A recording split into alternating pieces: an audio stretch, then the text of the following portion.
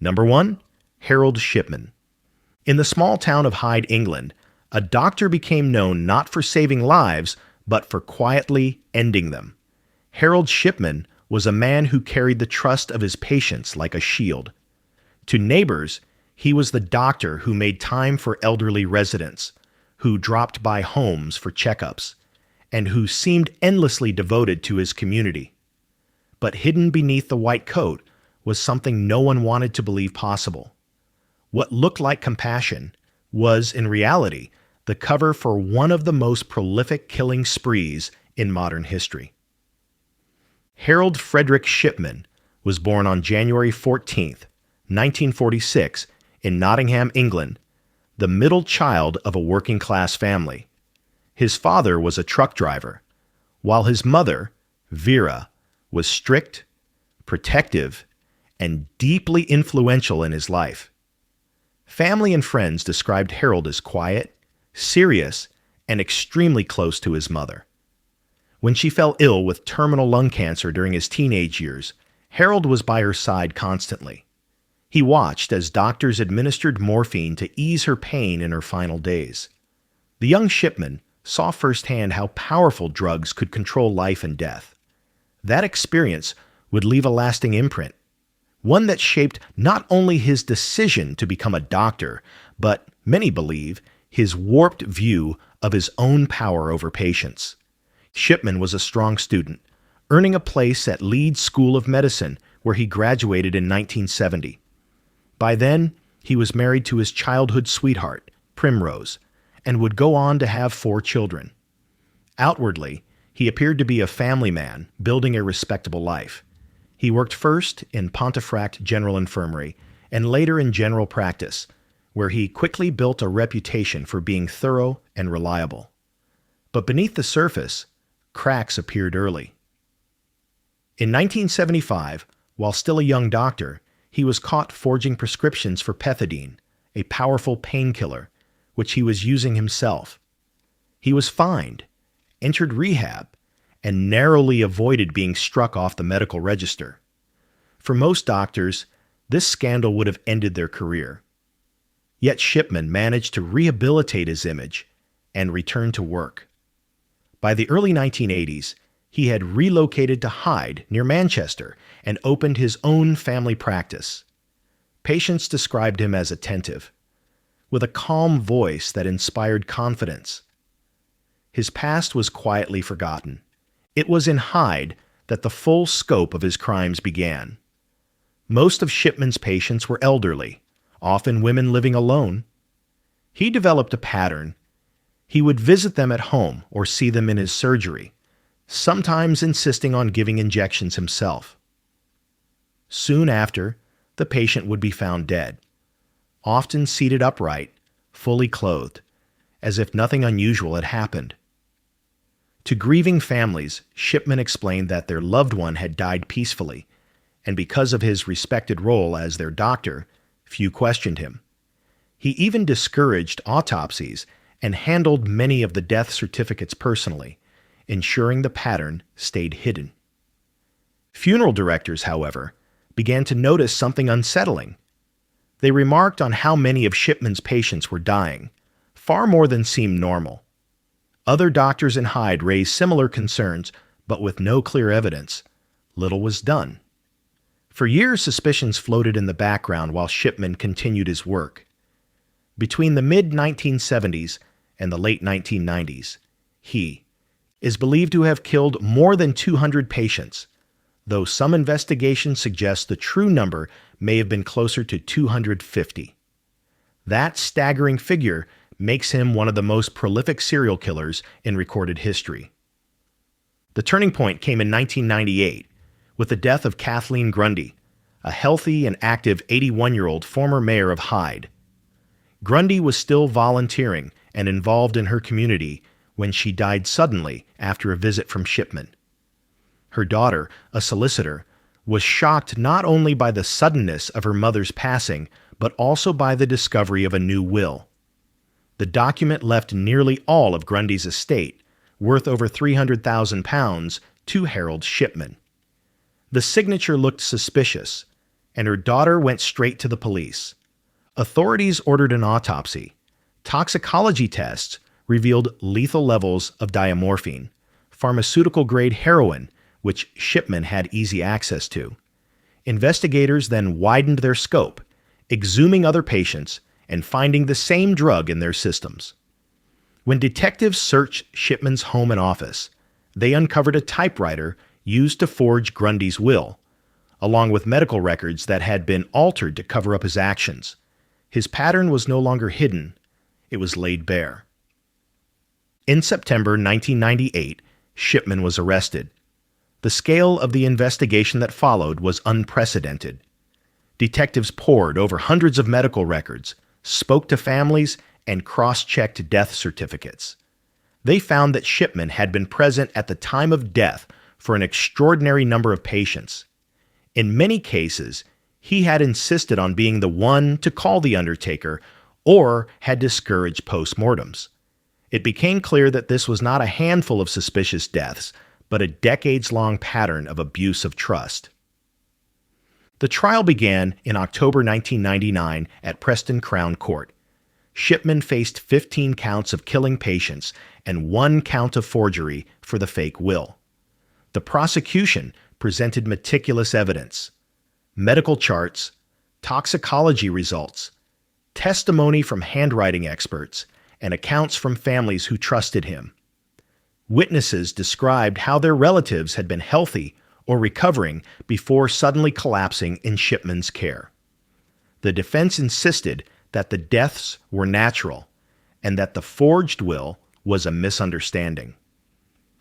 But the evidence was overwhelming. On January 31, 2000, the jury found Harold Shipman guilty on all counts. He was sentenced to life imprisonment, with the recommendation that he never be released. The judge called his crimes the wickedest that can be imagined for a doctor. But even as the verdict was read, a much bigger question loomed. If 15 deaths could be proven beyond doubt, how many more had gone unnoticed? Inquiries that followed concluded that Shipman was likely responsible for at least 215 deaths and possibly as many as 250. The majority were elderly women, though his victims ranged in age from teenagers to the very old. The sheer scale of his crimes shook Britain to its core. For decades, families had believed their loved ones had died peacefully of natural causes, when in fact they had been taken by the very man they trusted most. Shipman showed no remorse in prison. He refused to speak about his crimes, never offering families the closure of an explanation. On January 13, 2004, one day before his 58th birthday, he was found dead in his cell at Wakefield Prison. He had hanged himself with bedsheets. For some families, his death was another cruel act of control, silencing him forever. For others, it was a small measure of closure that at least his story had ended. The fallout was enormous. The British government launched wide-ranging reforms of medical oversight. New safeguards were introduced for how doctors certify deaths, and stricter systems were put in place to monitor prescribing practices. Shipman's case also permanently altered the relationship between doctors and patients in the UK, creating a lingering sense of suspicion where once there had been unquestioned trust. Today, Harold Shipman is remembered not as a healer, but as a man who shattered the very foundation of medicine, the oath to protect life. He used his skills not to ease suffering, but to control life and death for reasons still unclear. Whether it was power, compulsion, or something darker, only he knew. What is certain is that he left behind hundreds of grieving families and a legacy of mistrust that echoes through the medical profession even now. And while Shipman's story stands as one of the most devastating betrayals of trust in British history, he was not alone. In other parts of the world, doctors have also crossed the line from healer to predator, leaving behind trails of suspicion and death. Number 2, Michael Swango. In hospitals across America, there was once a doctor whose reputation seemed to promise brilliance. His name was Michael Swango, and on paper, he had everything going for him. Top of his class, charming, ambitious, and determined. But wherever he worked, patients began dying under suspicious circumstances. Colleagues collapsed without warning. And yet, for years, Swango managed to keep moving forward, slipping past oversight systems and leaving behind a chilling legacy that stretched across continents. Michael Swango was born in 1954 in Tacoma, Washington, but grew up in Quincy, Illinois. His father was a career Army officer and Vietnam veteran whose strict discipline shaped Michael's character. From a young age, he was known for his intelligence and relentless drive. He graduated as valedictorian from Quincy University in 1976, then went on to study at Southern Illinois University School of Medicine. To professors and classmates, he seemed destined for success. But behind the polished exterior, something darker was beginning to show. During his medical training, Swango's classmates noticed a troubling pattern. Patients who had been stable suddenly suffered unexpected complications when he was around. Some deteriorated rapidly after he examined them. A few died. At first, these cases were brushed off as coincidence. After all, hospitals deal with emergencies daily.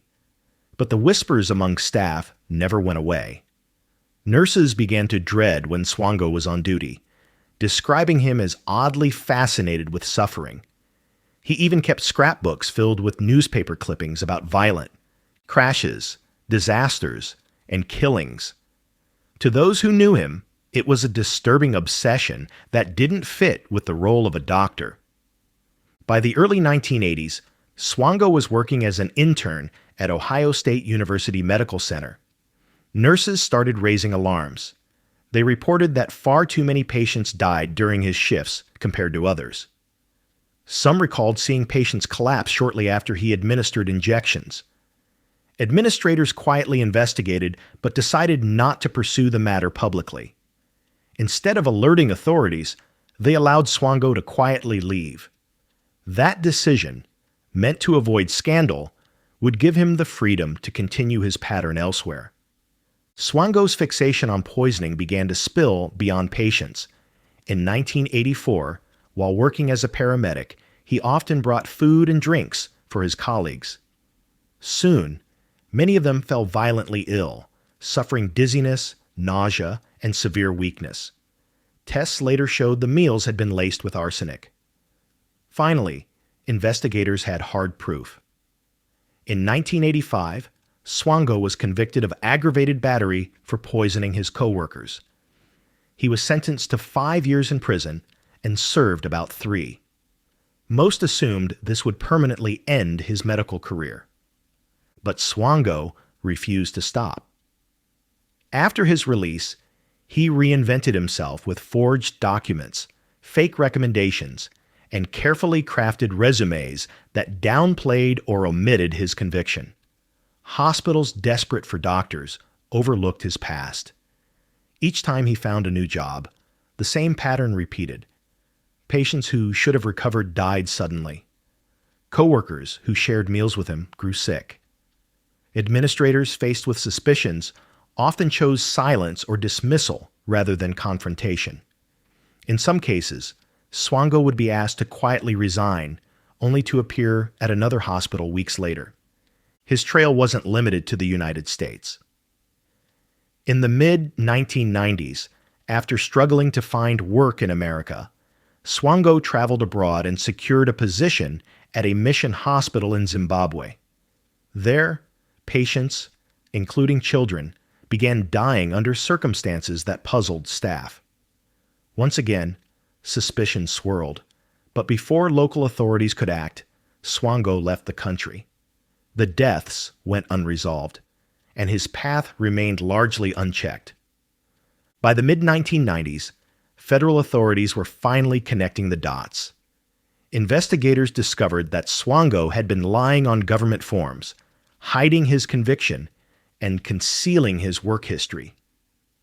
In 1997, He was arrested at Chicago's O'Hare Airport on charges of fraud for falsifying applications. What seemed at first like a relatively minor case quickly expanded into something much larger. Federal prosecutors began reviewing his entire career, uncovering a disturbing pattern of suspicious patient deaths at nearly every hospital where he had worked. Nurses and doctors testified that stable patients would collapse after he gave them injections. Families described how loved ones died suddenly after routine visits. The evidence kept piling up. In 2000, faced with the possibility of the death penalty if he went to trial, Swango pleaded guilty to killing 3 patients at a veterans hospital in New York by injecting them with lethal drugs. He was sentenced to 3 consecutive life terms without parole. But investigators believe these were only a fraction of his true victims, the FBI and other. Authorities estimate Swango may have been responsible for as many as 60 deaths across multiple states and even overseas. Today, Swango is housed in the ADX Florence Supermax Federal Prison in Colorado, the highest security prison in the United States. He spends 23 hours a day in solitary confinement, far from the hospitals and patients he once preyed on. For families who lost loved ones under his care, the official conviction brought some closure, but many are left with unanswered questions. How many victims were never identified? How many lives could have been saved if early suspicions had been taken seriously? The story of Michael Swango is not just about one man's crimes, but about the failures of a system meant to protect patients. Time and again, hospitals ignored warning signs, allowed him to move on quietly, and failed to act decisively. His case is now taught in medical ethics and law enforcement programs as a lesson in the dangers of neglecting oversight. Where Harold Shipman exploited trust within one community, Michael Swango exploited mobility, using forged credentials and institutional silence to spread harm across state lines and even continents. His name is a chilling reminder that the trust given to doctors is powerful, and that when oversight fails, that trust can be turned into a weapon. Number 3, Kermit Gosnell. In the heart of Philadelphia, there was a clinic that became known not for healing, but for horror. Its owner, Dr. Kermit Gosnell, once projected the image of a man devoted to helping the poor.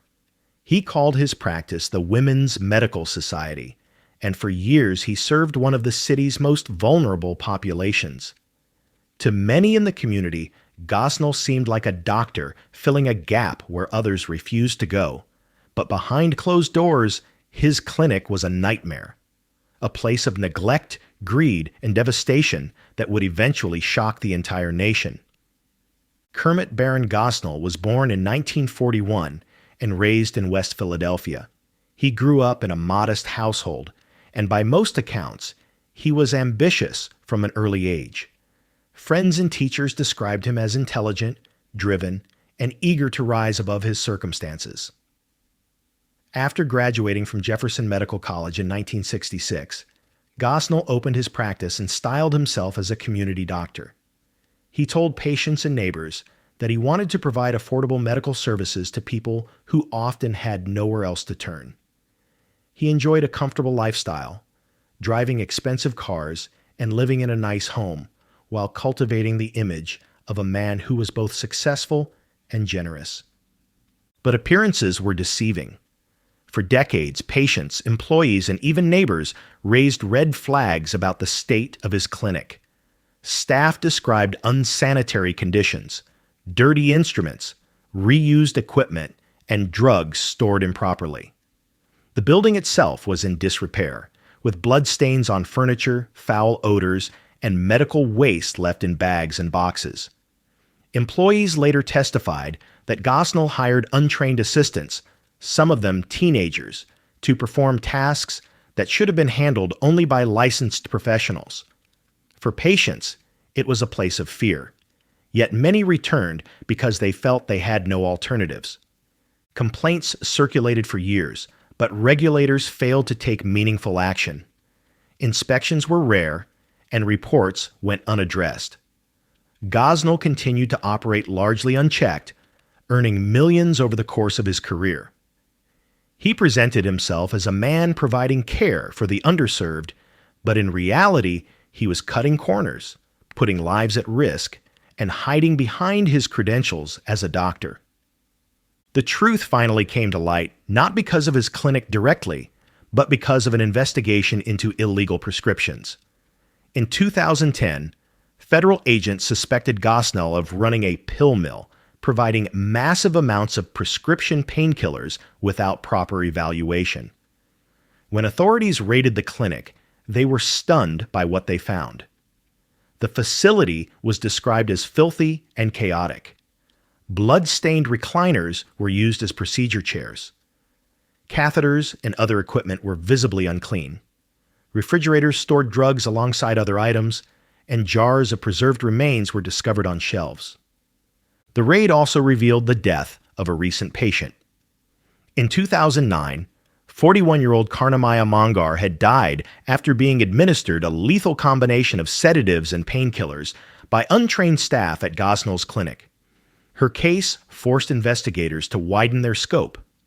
What they uncovered was years of malpractice, neglect, and tragedy. In 2011, a grand jury indicted Gosnell and several members of his staff. He faced charges including third-degree killing in Mongar's case, involuntary manslaughter, conspiracy, and hundreds of counts of violating medical laws. Prosecutors built their case not only on the unsanitary and unsafe practices, but also on testimony from former staff members who described in detail how Gosnell ignored basic medical standards for years. They portrayed him as a man motivated by money who placed profit over patient safety. The trial began in 2013 and quickly became a media sensation. Reporters filled the courtroom.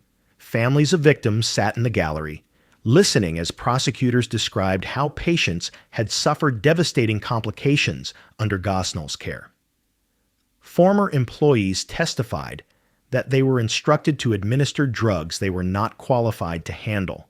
Some spoke of being pressured to keep quiet or risk losing their jobs. The defense attempted to argue that Gosnell was being unfairly targeted and painted him as an overworked physician serving a desperate community. But the evidence was overwhelming. In May 2013, the jury found Kermit Gosnell guilty of 3 counts of first-degree killing, 1 count of involuntary manslaughter for the death of Karnamaya Mongar, and multiple other charges related to his clinic's operations. Facing the possibility of the death penalty, Gosnell agreed not to appeal his conviction in exchange for a sentence of life imprisonment without parole. He was sent to a Pennsylvania state prison, where he remains today. The fallout from the case was immense. Lawmakers demanded investigations into why regulators had ignored complaints for so long. It was revealed that state officials had failed to inspect the clinic for more than a decade, despite repeated warnings. The scandal exposed serious gaps in oversight and raised questions about how many lives could have been saved if authorities had acted sooner. Books, documentaries, and even a dramatized film were later produced about the case, ensuring Gosnell's name would be remembered as one of the darkest examples of medical betrayal in U.S. history. Kermit Gosnell had once presented himself as a doctor who served the forgotten. Instead, he created a clinic that endangered every person who stepped inside. His story stands as a stark reminder of how systems can fail when oversight is neglected, and how a doctor's title can shield them from scrutiny for far too long. And while Gosnell's crimes revealed how a clinic could become a place of horror in plain sight, another doctor, working in modern hospitals, betrayed patients in an entirely different way.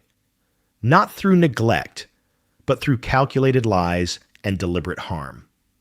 Number 4, Farid Fata. In Michigan, a doctor once held the reputation of being one of the region's top cancer specialists. His name was Farid Fata, And for years, he built a thriving practice that drew in thousands of patients who believed they were receiving cutting-edge care. He was celebrated by some as a highly skilled oncologist, the kind of physician families turned to in their darkest hours. But behind the polished office and the comforting words was a shocking betrayal. Fata wasn't just misdiagnosing patients. He was deliberately lying to them, convincing healthy people they were sick and poisoning them with unnecessary treatments so he could collect millions in insurance payments. Farid Fata was born in Lebanon in 1965. From an early age, he was ambitious and determined to succeed. He eventually emigrated to the United States, completing his medical training at Maimonides Medical Center in New York and later pursuing oncology at Memorial Sloan Kettering Cancer Center, one of the most prestigious hospitals in the country. His resume sparkled, and by the time he settled in Michigan, he seemed destined for a remarkable career. He founded Michigan Hematology Oncology, a private practice that quickly grew into one of the largest in the state. Patients traveled long distances to see him. He opened multiple clinics and even invested in his own pharmacy to provide drugs directly. Outwardly, Fata was everything a doctor should be: confident, authoritative, and persuasive. He spoke with conviction, and when he told patients they had cancer, they believed him without question. He encouraged them to begin chemotherapy immediately, often warning that any delay could cost them their lives. For families, he appeared to be a savior, offering hope in the face of fear. But in truth, his diagnoses were often complete fabrications. Fata's crimes were built on one of the cruelest lies imaginable. He intentionally misdiagnosed hundreds of patients with cancer, even when they were perfectly healthy. He exaggerated conditions, claimed illnesses were more advanced than they were, and ordered aggressive treatments for people who didn't need them. Patients sat in infusion chairs for hours, receiving toxic chemotherapy drugs that damaged their bodies, weakened their immune systems, and destroyed their quality of life. Some lost their teeth, suffered fractures, or endured organ damage, all because their doctor told them they were fighting a disease they never had. The scale of his greed was staggering. Prosecutors later revealed that between 2007 and 2013, Fata billed Medicare and private insurers for more than $34 million in unnecessary treatments. In total, he collected tens of millions of dollars while patients suffered. Families drained their savings, believing they were buying more time for their loved ones. In reality, they were being exploited by a man more concerned with profit than human life. The unraveling of his scheme began in 2013, when a nurse who worked in his clinic became suspicious. The nurse noticed that patients who showed no signs of illness were being pushed into aggressive treatment schedules. He contacted the FBI, and soon investigators launched a probe. What they uncovered was worse than anyone expected. FBI agents and medical experts reviewed hundreds of patient files, finding case after case of false diagnoses and unnecessary treatments. Some patients had been told they had terminal cancer when they were healthy. Others were forced to endure months of painful infusions that left them permanently disabled. In August 2013, federal agents arrested Fata at his clinic. The case immediately drew national attention. Patients who had trusted him for years were stunned to learn the truth. Court documents revealed heartbreaking stories of people who had believed they were dying, only to later discover they had never been sick. One man endured over 2 years of chemotherapy for a cancer he didn't have. Another woman spent her final days weakened and bedridden from toxic drugs she had never needed. The legal process was swift. In 2014, Fata pleaded guilty to 16 counts of healthcare fraud, 13 counts of paying kickbacks to other doctors, and 2 counts of money laundering. He admitted in court that he had lied to patients and given them unnecessary treatments. In his own words, he said, "I have violated the Hippocratic Oath." In July 2015, a federal judge sentenced him to 45 years in prison, effectively a life sentence for a man in his 50s. During sentencing, victims and their families filled the courtroom, many giving emotional statements about how their lives had been destroyed by his lies. The judge called his actions the most egregious case of healthcare fraud ever brought to light. Farid Fata is currently serving his sentence in federal prison. His medical license has been revoked, and he will never practice medicine again. For his victims, the damage cannot be undone. Some still live with the side effects of unnecessary chemotherapy. Others died not from cancer, but from the treatments he ordered to enrich himself. Families remain haunted by the knowledge that the man they trusted most during their darkest moments had used their fear as a weapon against them. The fallout from the case was immense. It exposed how easily one doctor could manipulate the healthcare system for personal gain, and how vulnerable patients are when trust is betrayed. The FBI created new safeguards to flag unusual billing patterns, and hospitals implemented tighter oversight of private practices. But for those who lived through it, no policy change can erase the trauma of being told you were dying, only to later learn it was all a lie.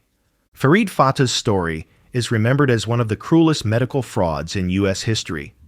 He did not simply steal money, he stole years of health, peace of mind, and dignity from those who trusted him. His case proved that evil in medicine does not always come in the form of reckless surgery or obvious violence. Sometimes it comes in the form of a calm, confident doctor, delivering false words that destroy lives.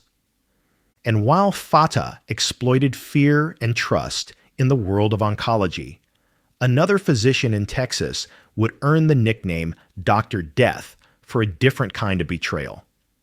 One carried out in operating rooms, where patients entered with hope and left with lives shattered. Number 5. Christopher Duntsch.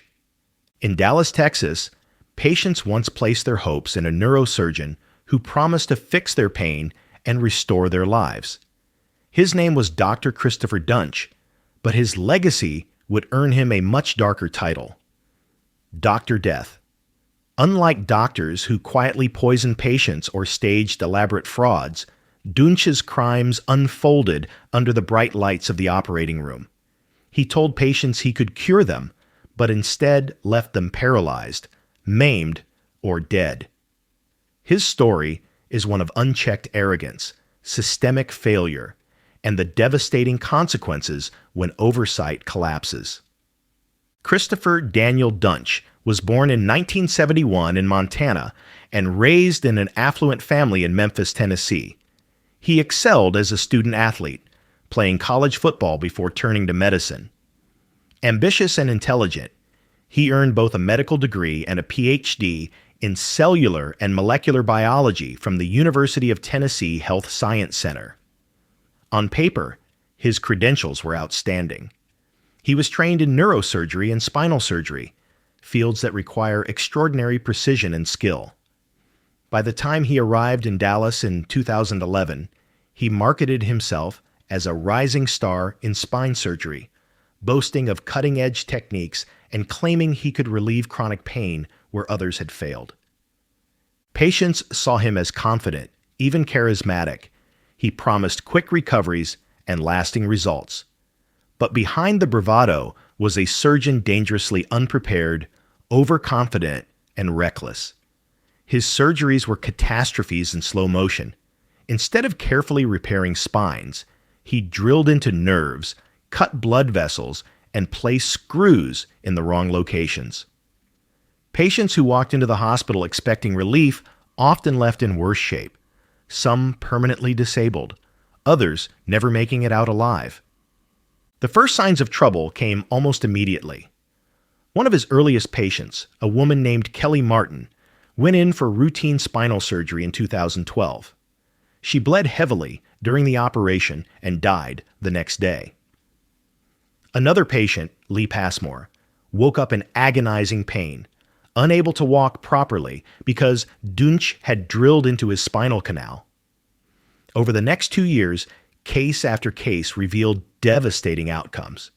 His best friend and former roommate, Jerry Summers, underwent a surgery at Duntsch's hands and was left a quadriplegic, unable to move from the neck down. Another patient, Mary Efford, went in for a simple procedure, but woke up paralyzed from the waist down after Duntsch left surgical hardware misplaced and nerves damaged. By 2013, doctors in Dallas were horrified. Duntsch's complication rate was catastrophic, far beyond any reasonable expectation for spinal surgery. Colleagues at hospitals like Baylor Plano and Dallas Medical Center tried to stop him, filing complaints and warning administrators. Nurses begged for his privileges to be revoked, but instead of a decisive ban, Duntsch was often allowed to quietly resign and move to another hospital. Fear of lawsuits, financial loss, and damage to reputations kept administrators from acting decisively. This lack of accountability allowed him to keep operating, leaving more patients permanently injured. Eventually, the pattern became undeniable. Families of victims went to the media, demanding answers. Lawsuits piled up, painting a horrifying picture of a surgeon whose arrogance and incompetence had ruined dozens of lives. The Texas Medical Board, under intense pressure, finally revoked his medical license in 2013. But by then, the damage was done. At least 33 of his 37 patients had been left seriously injured, and 2 had died. What made Duntsch's case extraordinary was that it went beyond malpractice. Prosecutors argued that his actions showed clear intent, that he knew he was harming patients and continued anyway. In 2015, the Dallas District Attorney's Office convened a grand jury. They reviewed records, listened to expert testimony, and decided to pursue criminal charges. In 2015, Duntsch was indicted on 5 counts of aggravated assault with a deadly weapon and 1 count of harming an elderly person. The deadly weapon in this case was his surgical instruments. The trial began in 2017 and drew national attention. Prosecutors presented case after case of patients left paralyzed, maimed, or dead.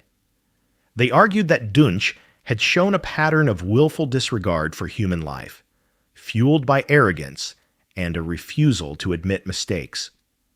Former patients and their families testified, describing how their lives had been shattered. The defense attempted to argue that Duntsch was simply a poorly trained surgeon who had made mistakes, but the sheer volume and severity of those mistakes told a different story. In February 2017, the jury found Christopher Duntsch guilty of harming an elderly patient, Mary Efford, who had been left paralyzed. He was sentenced to life in prison, the first time in American history that a surgeon was convicted of a crime for actions performed during surgery. He is currently serving his sentence in a Texas state prison, with parole eligibility not until 2045, when he will be in his 70s. The case of Christopher Duntsch sparked national outrage and forced changes in how hospitals and medical boards handle complaints against doctors. It exposed how administrators often prioritize finances and reputation over patient safety, allowing a dangerous surgeon to keep practicing long after it was clear he should have been stopped. It also raised haunting questions. How many patients could have been saved if someone had acted sooner? Today, Duntsch is remembered not as a brilliant neurosurgeon, but as Dr. Death, a man whose reckless surgeries destroyed dozens of lives. His story is a reminder that arrogance in medicine can be just as deadly as malice, and that oversight systems must be vigilant to protect patients from those who betray the trust placed in them. And while Duntsch's downfall came in the operating room, another doctor in Los Angeles would face his own public reckoning after being linked to the most famous death in modern pop culture, the tragic end of Michael Jackson. Number 6. Conrad Murray. When Michael Jackson, the king of pop, died suddenly in June 2009, the world was stunned. The man who had defined an era of music, dance, and culture was gone at just 50 years old. At first, fans and journalists searched for answers and rumors about his health, his lifestyle, and his stress in preparing for a massive comeback tour. But very quickly, one name emerged at the center of the storm: Dr. Conrad Murray, the cardiologist hired to keep Jackson in peak condition. What began as a story of a private physician assisting a global superstar soon turned into one of the most publicized criminal cases in modern medical history. Conrad Robert Murray was born in 1953 on the Caribbean island of Grenada and raised in Trinidad. His early life was humble, marked by financial struggles and a deep admiration for his father, who was also a physician. Murray pursued his education with determination, moving first to the United States, where he studied medicine at Meharry Medical College in Nashville, Tennessee. By the early 1990s, he had established himself as a cardiologist in Houston, Texas, and later in Las Vegas, Nevada. He earned a reputation among patients as attentive and caring, though colleagues sometimes noted his finances were troubled. Despite his success, he often faced lawsuits over unpaid debts, malpractice claims, and child support for his several children from different relationships.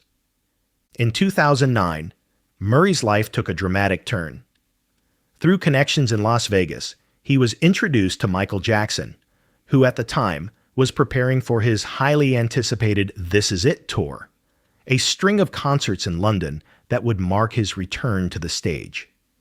Jackson, plagued by insomnia and physical ailments, wanted a doctor he could trust completely, someone willing to dedicate himself to his needs around the clock.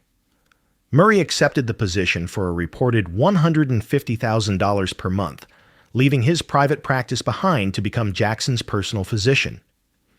For Murray, it was the opportunity of a lifetime. For Jackson, it was a decision that would prove fatal. Behind the closed doors of Jackson's rented Los Angeles mansion, Murray began administering powerful sedatives to help the pop star sleep. Among them was propofol, a hospital-grade anesthetic typically used only in surgical settings. Jackson referred to it as his milk and relied on it to rest. Murray, by his own admission, agreed to provide it, despite lacking the equipment and safeguards required for such a drug. Night after night, he infused Jackson with medications in an improvised bedroom setup, without proper monitoring, resuscitation tools, or trained staff on hand. On the morning of June 25, 2009, Murray found Jackson unresponsive after a night of propofol use. He attempted CPR, but there was no adequate equipment to revive him. Emergency services were called, but it was too late. Michael Jackson was pronounced dead at UCLA Medical Center. The cause of death was ruled acute propofol intoxication, combined with the effects of other sedatives Murray had administered. The announcement sent shockwaves across the world. Millions of fans mourned in the streets, memorials appeared in cities everywhere, and questions swirled about how such a tragedy could happen under the watch of a licensed cardiologist. The investigation into Jackson's death quickly zeroed in on Conrad Murray. Detectives learned about his administration of propofol outside a hospital, his failure to properly monitor Jackson, and his attempts to conceal details when speaking to paramedics. Phone records revealed that during the critical window when Jackson stopped breathing, Murray had been making personal calls instead of watching his patient. Prosecutors argued that his negligence and reckless use of anesthetics directly caused Jackson's death. In February 2011, Murray was charged with involuntary manslaughter. The trial that followed was a global spectacle, broadcast live and covered relentlessly by the media. Prosecutors painted a picture of a doctor who had put financial gain and loyalty to a celebrity above basic medical standards. They emphasized how Murray had given Jackson propofol without monitoring equipment, had delayed calling 911, and had failed to keep proper medical records. The defense in turn argued that Jackson had been desperate for sleep, that he may have self-administered additional drugs, and that Murray had only been trying to help. The trial lasted 6 weeks, with testimony from medical experts, Jackson's staff, and even Murray himself through police interviews. Millions watched as the details of Jackson's final days were laid bare. In November 2011, the jury found Conrad Murray guilty of involuntary manslaughter. He was sentenced to 4 years in Los Angeles County Jail, the maximum penalty allowed, though he served about 2 before being released in 2013 due to overcrowding. After his release, Murray's medical license was suspended in multiple states, and he was effectively barred from practicing medicine. He gave interviews insisting he had been unfairly blamed, and that Jackson's dependence on propofol predated his involvement. But the public perception was firmly set. To fans, Murray would forever be the doctor who failed the king of pop, the man whose negligence robbed the world of an icon. The impact of Jackson's death went far beyond the courtroom. It sparked global debates about the ethics of celebrity medicine, where personal physicians sometimes bend rules to satisfy powerful clients. It also highlighted the dangers of powerful drugs, like propofol, being used outside of surgical settings. Hospitals and regulators reviewed guidelines to prevent similar misuse. Today, Conrad Murray lives largely out of the public eye, occasionally surfacing in interviews but no longer practicing as a physician. His name remains inseparable from Michael Jackson's final chapter. For some, he is remembered as a doctor overwhelmed by a famous patient's demands. For others, he is remembered as a man whose reckless choices cost the world a legend. And while Murray's story became a global headline because of his connection to fame, another physician, this time in Australia, was quietly destroying lives with reckless surgeries of his own, earning the infamous nickname Dr. Death of Queensland. Number 7. Jayant Patel.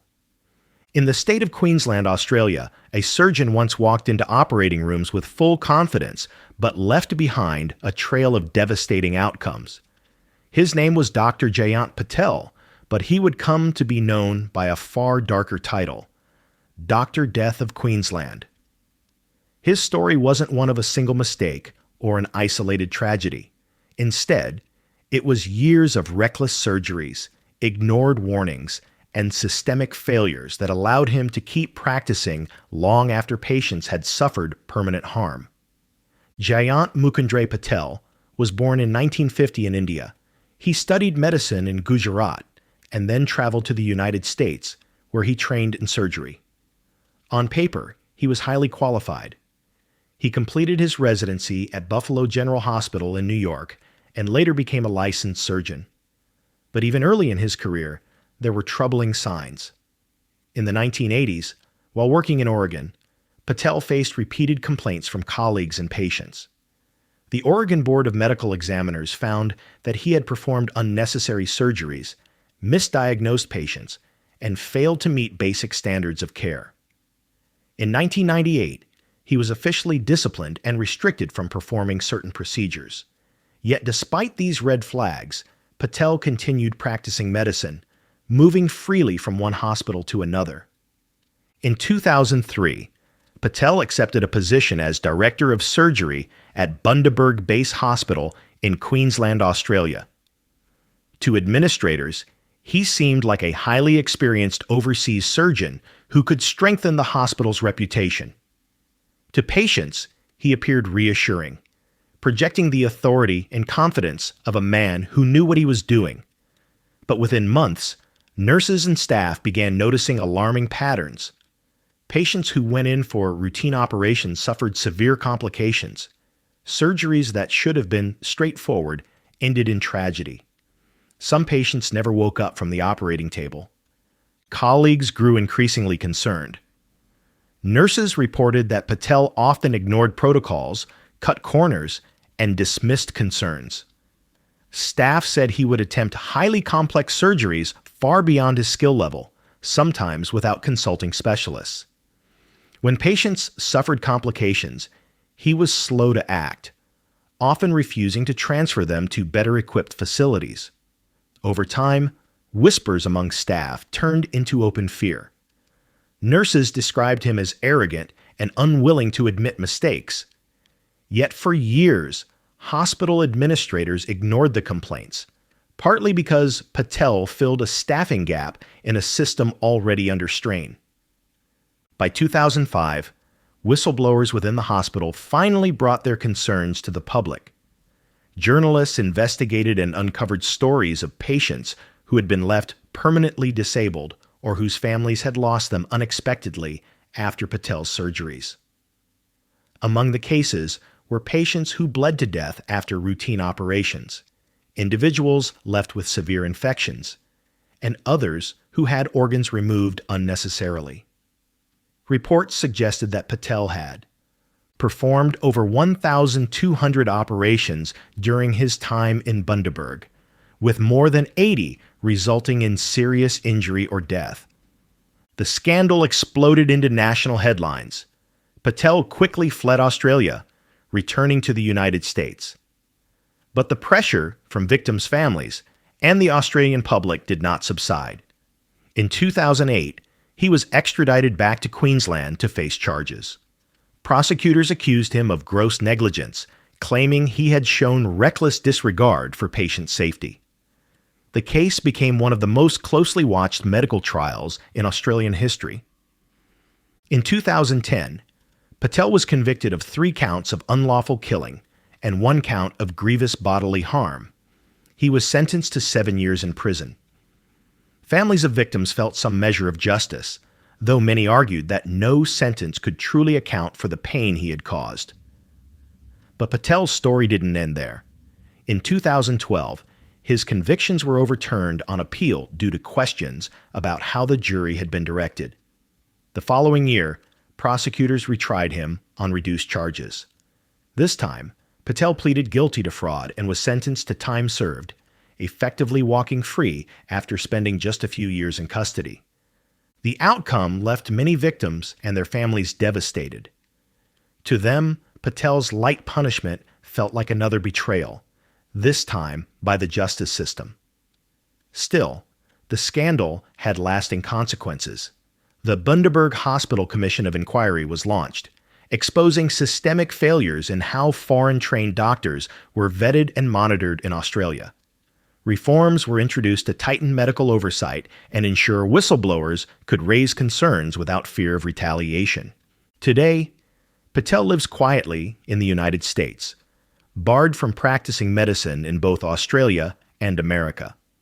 For the families who lost loved ones, his name is remembered as a symbol of arrogance in the operating room and negligence at the highest level.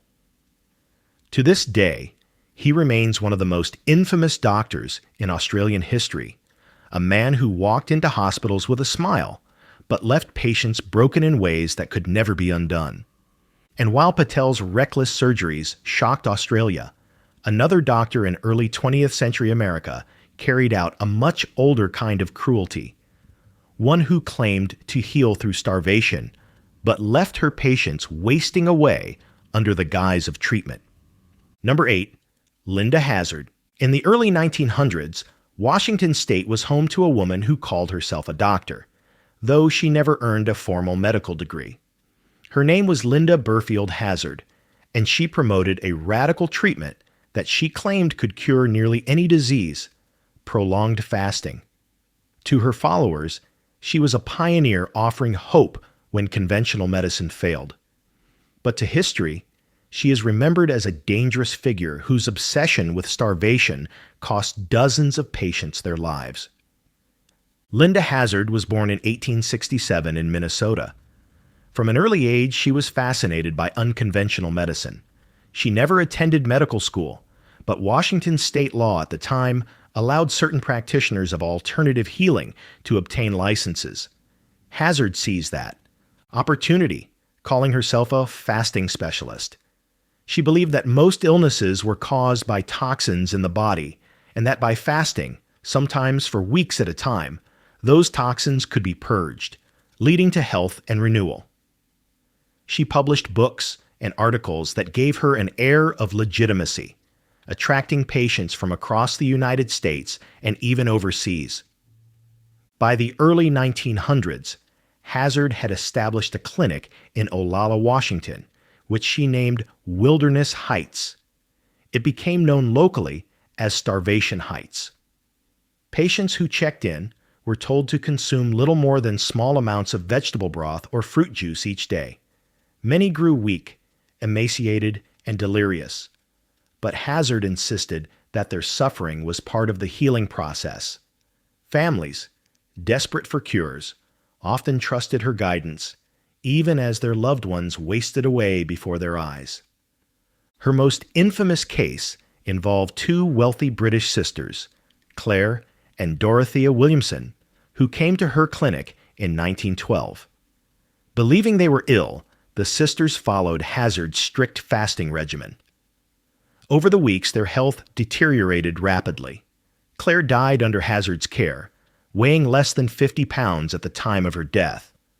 Dorothea survived, but barely, and only after friends intervened to rescue her from the facility. Claire's death sparked outrage and an investigation. Authorities discovered that Hazard had not only neglected her patients, but also exploited them financially.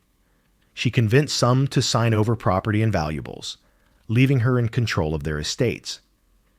In the Williamson case, it was revealed that Hazard had gained access to the sisters' wealth and possessions while they were too weak to resist. The trial that followed in 1912 drew widespread attention. Prosecutors argued that Hazard had used her status as a doctor to manipulate vulnerable patients, knowingly starving them to death while enriching herself. Witnesses described the horrific conditions at Wilderness Heights, where dozens of patients had died in similar circumstances. The defense tried to argue that the deaths were the result of pre-existing illnesses and that fasting was a legitimate form of treatment. But the jury was unconvinced. Linda Hazard was convicted of manslaughter for the death of Claire Williamson and sentenced to 2 to 20 years in prison. She served just over 2 years before being released in 1915. Remarkably, after her release, she returned to practicing her brand of fasting therapy, reopening her clinic and continuing to attract patients. Despite the notoriety of her trial, she maintained a loyal following of believers who saw her as a misunderstood pioneer. Her final years carried an ironic twist. In the 1930s, Hazard fell ill and attempted to cure herself using her own fasting methods. She grew weaker and eventually died, the victim of the very treatment she had promoted for decades. Today, Linda Hazard's story is remembered as one of the most infamous cases of medical fraud in American history. She exploited a loophole in licensing laws, preyed on vulnerable patients, and turned her radical beliefs into a deadly practice. Wilderness Heights no longer stands, but the name Starvation Heights remains a symbol of her legacy. Unlike doctors who betrayed patients with modern drugs or surgical tools, Hazard's weapon was starvation, wielded with conviction and authority. Her case highlights how dangerous unchecked medical practices can become when belief is placed above science, and how easily desperation can be manipulated by someone claiming to hold the cure. And while Hazard's crimes took place in a remote clinic over a century ago, another case in modern America would expose a different kind of betrayal. A trusted nurse who turned his access to medicine into a tool for ending lives. Number 9. Charles Cullen. In hospitals across New Jersey and Pennsylvania during the 1990s and early 2000s, a nurse was quietly ending the lives of patients who trusted him. His name was Charles Cullen, and though he was not a doctor by title, his access to medicine and his authority within hospital wards gave him the same power over patients' lives. He would later confess to killing dozens and is suspected of taking hundreds more, making him one of the deadliest medical professionals in American history. Charles Edmund Cullen was born in 1960 in West Orange, New Jersey, the youngest of 8 children in a working-class Irish Catholic family. His childhood was marked by tragedy. His father died when he was an infant, and his mother was killed in a car accident when he was a teenager. Orphaned at 17, he struggled with depression and feelings of isolation. After a brief and troubled stint in the Navy, where he was disciplined for erratic behavior, Cullen turned to nursing, completing his training at the Mountainside Hospital School of Nursing in New Jersey. For a man searching for purpose, the profession seemed like a chance to help others. But in time, he would twist that responsibility into something far darker. Cullen's nursing career began in the late 1980s, and from the start, there were warning signs. He frequently moved from one hospital to another, often leaving abruptly amid suspicions or complaints. Administrators rarely pushed for thorough investigations, preferring instead to quietly let him resign rather than face lawsuits or scrutiny. This allowed Cullen to keep finding work, often within weeks, at hospitals that had no idea of his past. His method was both simple and chilling. Using his access to hospital medication rooms, Cullen stole drugs such as digoxin, insulin, and epinephrine. He would administer lethal doses to patients, often those who were not terminally ill. Many of his victims were stable and expected to recover before they suddenly declined. To colleagues, these deaths seemed inexplicable, but because patients were already hospitalized, their passing was rarely questioned. Cullen sometimes justified his actions by claiming he was ending suffering, but many victims were not in pain or near death. His motives remain a disturbing mix of control, compulsion, and perhaps the sense of power that came with deciding who lived and who died. The deaths piled up across multiple facilities: St. Barnabas Medical Center, Hunterdon Medical Center, Liberty Nursing and Rehabilitation Center, Easton Hospital, and Somerset Medical Center. Each time suspicions grew, Cullen would move on, protected by a healthcare system that failed to share information between institutions. It wasn't until the early 2000s that the pattern began to catch up with him. At Somerset Medical Center in Somerville, New Jersey, a series of sudden patient deaths raised alarms. In 2002 and 2003, computer records showed that Cullen had repeatedly accessed patient files of individuals he wasn't assigned to, often just before they suffered unexplained complications. Pharmacy audits revealed he was ordering unusual amounts of drugs linked to sudden cardiac arrest. By the fall of 2003, administrators finally contacted authorities. The investigation that followed was complex but decisive. Detectives analyzed hospital records, interviewed staff, and compared suspicious deaths across multiple facilities. The evidence pointed overwhelmingly to Cullen. In December 2003, he was arrested at a restaurant in New Jersey after investigators confronted him with the mounting proof. What happened next stunned even seasoned detectives. Cullen quickly confessed to killing at least 30 patients, but later admitted the true number was likely far higher. Some estimates suggest he may have been responsible for over 400 deaths, though the exact figure will never be known.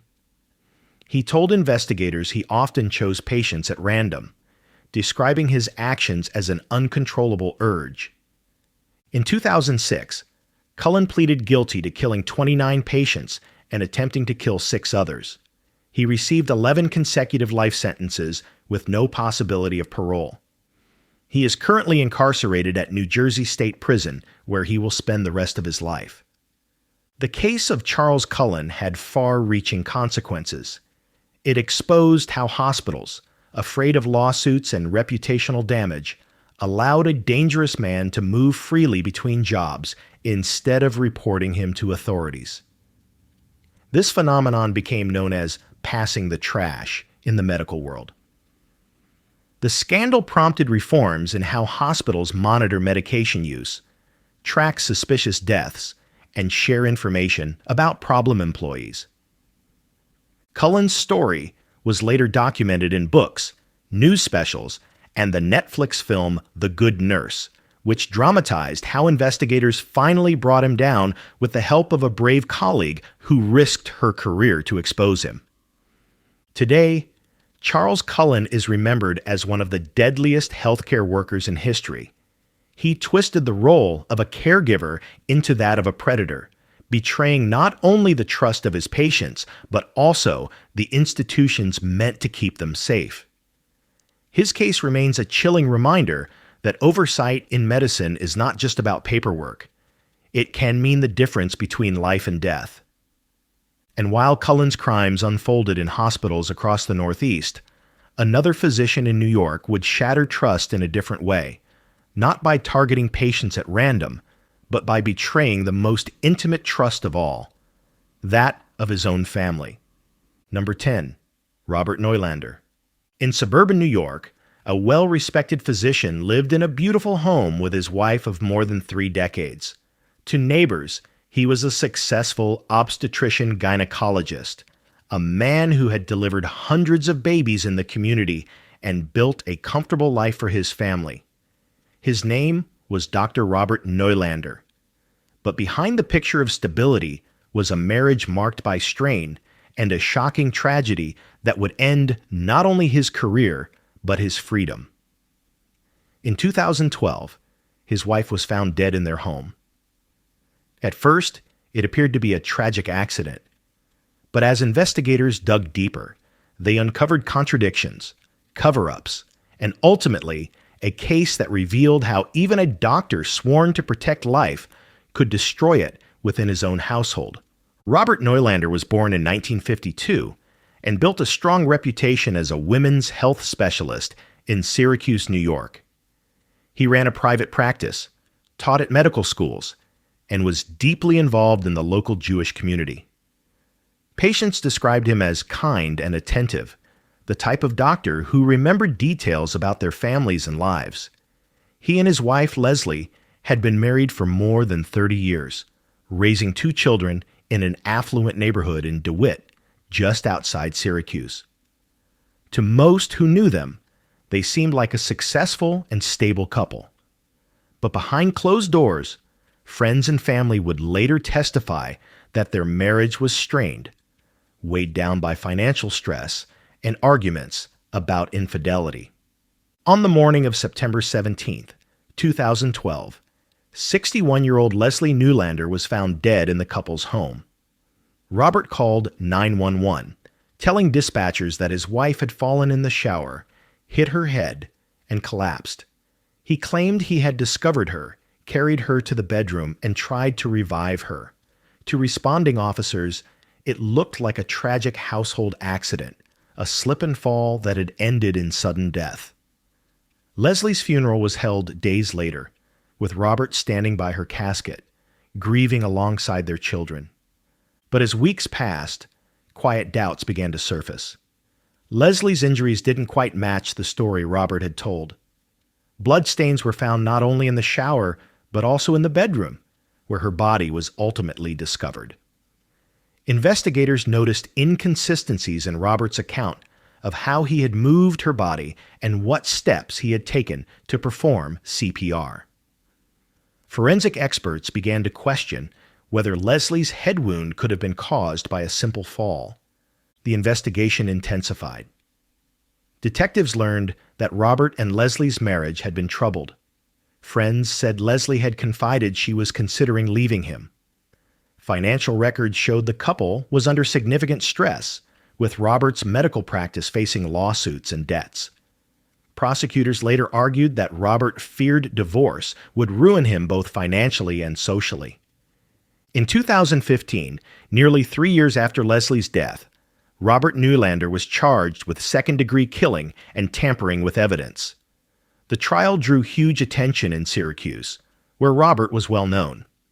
Prosecutors presented evidence that Leslie's injuries were inconsistent with a fall, and that blood spatter in the bedroom suggested she had been attacked before being moved. They argued Robert had staged the scene to look like an accident, The defense countered that it truly had been a slip in the shower and that moving her body had simply contaminated the scene with blood. After weeks of testimony, the jury found Robert Neulander guilty. He was sentenced to 20 years to life in prison. For Leslie's family and friends, the verdict was bittersweet. Justice had been served, but it came after years of uncertainty. But the case did not end there. In 2019, an appeals court overturned his conviction, ruling that juror misconduct, specifically one juror texting about the case during deliberations, had tainted the verdict. Robert Neulander was retried in 2022, nearly a decade after his wife's death.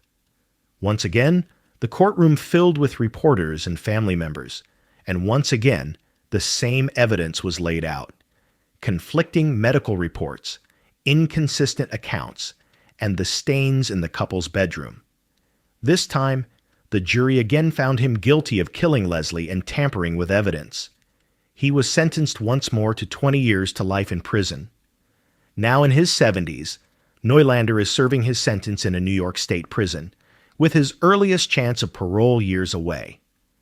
The story of Robert Neulander stands out not because of the sheer scale of victims, like Harold Shipman or Charles Cullen, but because of the intimacy of the betrayal. He was not accused of harming strangers in a clinic or hospital, but of ending the life of his own wife, the woman with whom he had built a family. For the Syracuse community, the case was devastating. Patients who once trusted him to deliver their children and safeguard their health were left grappling with the fact that their doctor had been convicted of taking a life in his own home. Today, Neulander's name is remembered not for his medical practice, but for a crime that shattered his family and community. His case serves as a reminder that betrayal can come not only in hospitals and clinics, but also within the walls of a family home, a betrayal so personal it is almost impossible to comprehend.